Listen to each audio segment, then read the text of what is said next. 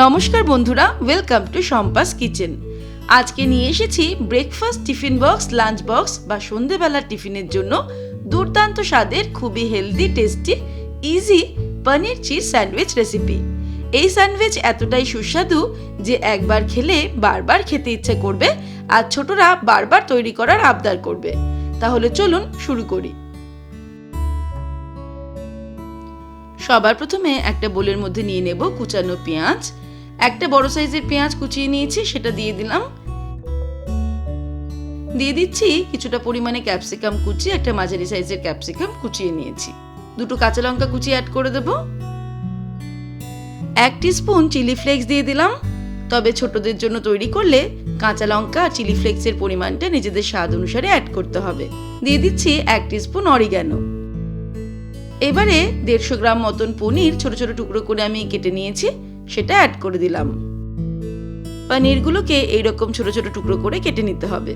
দিয়ে দিচ্ছি সামান্য পরিমাণে নুন, দিয়ে দিচ্ছি সামান্য পরিমাণে গোলমরিচের গুঁড়ো। এর মধ্যে অ্যাড করে দেব মেয়োনিজ। আমি 2 টেবিল স্পুন মেয়োনিজ দিয়ে দিলাম। ফাইনালি এর মধ্যে অ্যাড করে দেব 2 টেবিল স্পুন পরিমাণে সেজওয়ান সস। বাড়িতে সেজওয়ান সস না থাকলে আমরা পাস্তা পিৎজা সস অ্যাড করতে পারি, বা কোনো রকম সস না থাকলে শুধুমাত্র টমেটো কেচাপও অ্যাড করতে পারি। খুব ভালো করে সব কিছুকে মিক্স করে নেব। এইভাবে আমরা স্যান্ডউইচের স্টাফিংটা তৈরি করে নিলাম। এবার চলে যাব পরের স্টেপে। এবারে আমি দুটো স্যান্ডউইচ ব্রেড নিয়ে নিয়েছি। আপনারা যে কোনো নর্মাল ব্রেড নিতে পারেন, ব্রাউন ব্রেডও ইউজ করা যেতে পারে। এর ওপর দিয়ে আমি দিয়ে দেব চিজ স্লাইস। চিজ স্লাইস না থাকলে মোজারেলা চিজও ছড়িয়ে দেওয়া যেতে পারে। আর তার উপরে দিয়ে দেব স্টাফিং। একদম ব্রেড বরাবর স্টাফিংটাকে আমি স্প্রেড করে দিচ্ছি।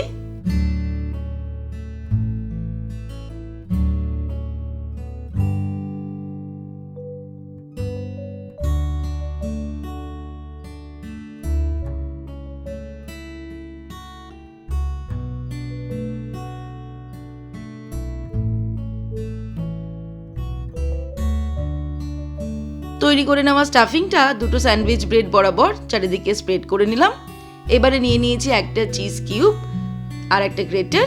চিজটাকে ভালো করে গ্রেট করে এই স্যান্ডউইচ ব্রেডের ওপরে, স্টাফিং এর উপরে ছড়িয়ে দেব। চিজটাকে এর ওপর দিয়ে গ্রেট করে দিচ্ছি। চিজের পরিমাণটা কিন্তু নিজেদের ইচ্ছে মতন বাড়িয়ে বা কমিয়ে নেওয়া যেতে পারে। আর যদি চিজ কিউব না থাকে সেক্ষেত্রে মোজারেলা চিজ এর উপর দিয়ে ছড়িয়ে দেওয়া যেতে পারে।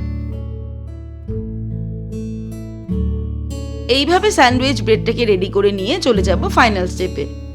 ফাইনাল স্টেপে আমি একটা তাওয়া গরম করে এর মধ্যে দিয়ে দেব 1 টুকরো বাটার। আমরা কিন্তু এই স্যান্ডউইচটা একদম তাওয়াতেই তৈরি করব, কোনো ওভেন বা কোনো ওটিজি বা কোনো গ্রিলার ইউজ করছি না। একদম প্লেন তাওয়াতে এটা রেডি করব।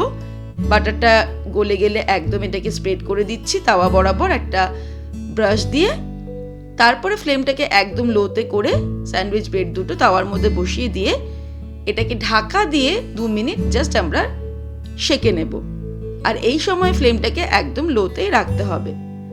যখন চিজটা একদম মেল্ট হয়ে যাবে তখন এগুলোকে আমরা তাওয়া থেকে তুলে নিয়ে গরম গরমই সার্ভ করব।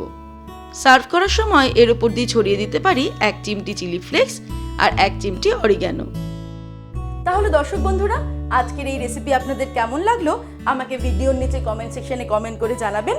ভালো লাগলে লাইক করার অনুরোধ রইল, আর বন্ধুদের সঙ্গে কিন্তু অবশ্যই শেয়ার করুন। ভালো থাকবেন, সুস্থ থাকবেন। আমি আবার হাজির হব নতুন নতুন রেসিপির সঙ্গে। নমস্কার।